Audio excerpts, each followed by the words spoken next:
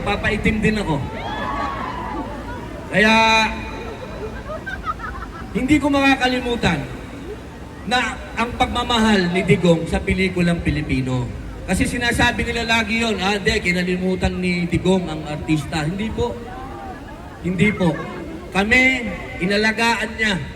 Napakadaming artista ang na-ospital.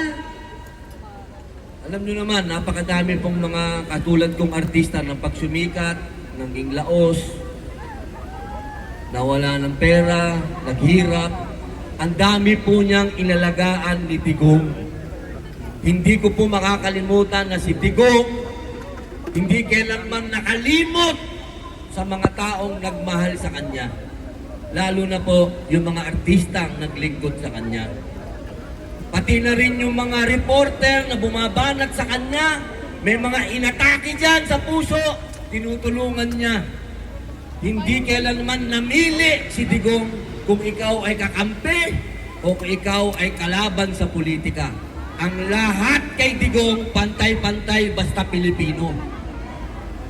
Kaya sana, ang hinihingi natin sa mga namumulo ngayon, hindi awa. Hindi ako hihingi ng awa para sa kay Digong. Never. Dahil ang isang bayani, hindi humihingi ng awa. Ang hinihingi natin, hustisya. Karapatan ni Digong na sa Pilipinas litisin. Doon siya